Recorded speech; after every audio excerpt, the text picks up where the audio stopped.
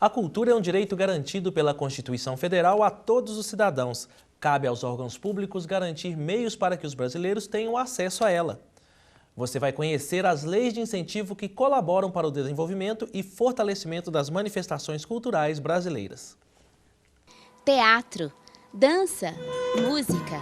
Muitos grupos culturais não podem contar apenas com o público para escreverem a própria história. A Aluna Luneira, ela completou agora 11 anos, né? Então nos nossos 3 primeiros anos a gente viveu sem projetos de lei de incentivo. Então nesse primeiro momento a gente vivia um pouco de bilheteria. O ideal seria que os grupos culturais conseguissem viver da renda produzida por quem senta nessas cadeiras. Mas muitas vezes só é possível chegar ao palco por meio das leis de incentivo à cultura. É o que acontece com a maioria dos espetáculos exibidos aqui. A Lei Federal 8.313 de 1991, popularmente conhecida como Lei Rouanet, instituiu o PRONAC, Programa Nacional de Apoio à Cultura. O incentivo é oferecido a partir de investimentos captados por meio de renúncia fiscal. A renúncia é feita pelo governo federal até 4% para as empresas e até 6% para as pessoas físicas. Elas não deixam de pagar o imposto. Esse imposto vai ser alocado para um projeto cultural. Em nível estadual, a Lei 17.615 regulamenta o incentivo à cultura com dedução no ICMS, Imposto sobre Circulação de Mercadorias e Serviços. Os objetivos da lei estadual e projetos beneficiados são semelhantes ao da lei federal. A dedução é sobre 80% do imposto e o restante 20% deve ser oferecido em dinheiro para o grupo cultural. Um ponto frágil da lei é o fato de que, muitas vezes, a liberação de um patrocínio passe pelos interesses de visibilidade das empresas. Principalmente a lei federal, né, que são as grandes empresas que patrocinam, e essas grandes empresas, em vez de patrocinar todos os segmentos, acabam patrocinando esses artistas que têm visibilidade. Então, as empresas, na verdade, elas ficam condicionadas aos seus escritórios de marketing que decidem quem vão ser patrocinados. Por conta disso, no modelo atual, às vezes é preciso adquirir reconhecimento para depois receber um incentivo. Já há muitos anos a gente é patrocinado por algumas empresas e incentivado pelas leis de incentivo à cultura. Mas isso é um trabalho de anos para ter um reconhecimento e, a partir desse reconhecimento, despertar o interesse desses patrocinadores. Mas, de acordo com a especialista, os grupos com menor visibilidade devem, no momento da inscrição, escolher uma opção de incentivo específica para projetos pouco conhecidos. Para aperfeiçoar o sistema de incentivo à cultura e facilitar o acesso de grupos pouco visíveis, está em tramitação na Câmara dos Deputados projeto de lei que institui o Procultura. Se aprovado, o projeto vai alterar os mecanismos da Lei Rouanet.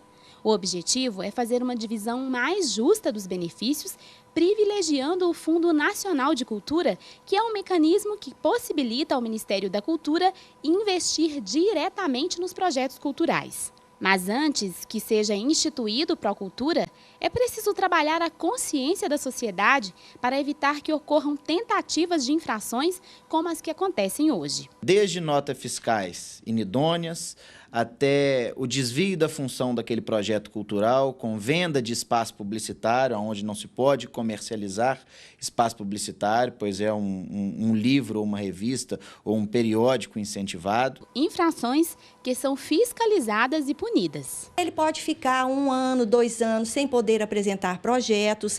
Essa tramitação vai para a Justiça Comum, né? Que vai avaliar essa infração, né, cometida, e depois vai para a tomada de contas especiais também, né, que é do governo federal, e, em última instância, ao Tribunal de Contas da União. Guarda pra sempre esse amor que eu amei, chega, já é demais, amor.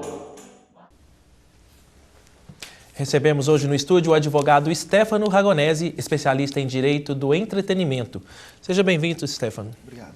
A gente viu falando aí as dificuldades da lei de incentivo para os grupos e também alguns empresários que acabam burlando o sistema, né? Como a Justiça Comum age nesses casos? Inicialmente, a gente tem que ressaltar que essas irregularidades que ocorrem nos projetos culturais aprovados nos moldes da Lei de Incentivo à Cultura, a Lei Rouanet, primeiro a gente deve apurar em âmbito do Ministério mesmo. O Ministério tem que notificar o proponente, né? Apurar por meio de fiscalização em loco, né? E depois que isso ocorre, depois que o Ministério esgota todos os meios de cobrança, né, da regularidade, se realmente ele não conseguir êxito, aí é encaminhado para o chamado processo de tomada de conta especial.